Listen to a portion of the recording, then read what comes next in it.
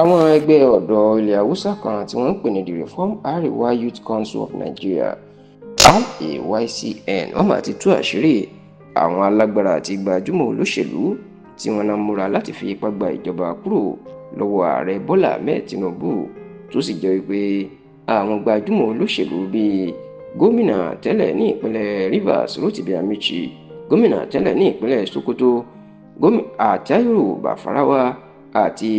Alhaji Sani Abdullahi Shinkafi ènìyàn wọ́n fẹ̀sùn kàn wípé wọ́n múra láti fi ipá gbàjọba kúrò lọ́wọ́ ààrẹ Bọ́lá Ahmed Tinubu àti láti dá wàhálà sílẹ̀ lórílẹ̀‐èdè yìí. Nínú àtẹ̀jáde tí ẹgbẹ́ The Reform Arewa Youth Council of Nigeria tí wọ́n fi síta nípasẹ̀ ààrẹ àti olùdásílẹ̀ wọn ọ̀gbẹ́ni Moses Oriri ni wọ́n ti jẹ́ kó di mọ̀ pé Rotimi Amichi tó tún jẹ́ mínísítà ọ̀rọ̀ ìrìnnà àná lórílẹ̀‐èdè yìí Àtàírù Bafarawa àti Sani Abdullahi Shinkafi wọ́n ti ń ṣe ìpàdé, wọ́n sì ti ń bá àwọn alágbára káàkiri Nàìjíríà ṣèpàdé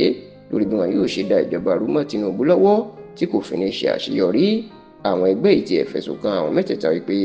nǹkan tí wọ́n fẹ́ ṣe òun ni láti dá wàhálà sílẹ̀, pàápàá ní ilẹ̀ Haúsá tí ìwọ́de yóò bẹ̀rẹ̀ láti tako Tinubu, tó sì ní gbogbo ọ̀nà kọ́nà iná ṣàn wá láti lé Tinubu kúrò lórí àlééfà nítorí pé bó ṣe ń di ààrẹ àti bó ṣe ń ṣèjọba kò tẹ́ wọn lọ́rùn.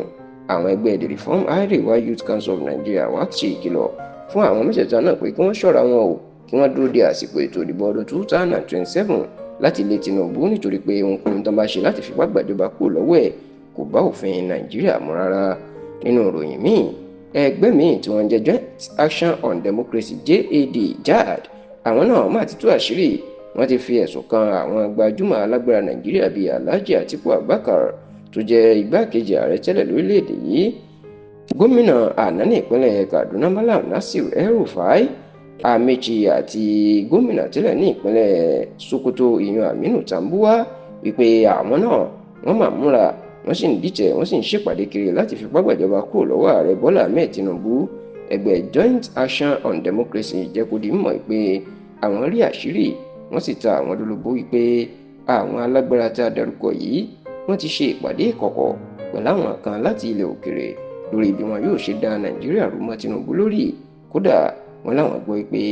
wọ́n ti ń kó àwọn ìbọn àti àwọn nǹkan ìjà olóró, wọ́n ti ń kó wọ Nàìjíríà lórí bí wọn yóò ṣe bá Tinubu fa wàhálà tí wọn yóò fi palẹ̀ kúrò. Ti ẹgbẹ́ Joint Action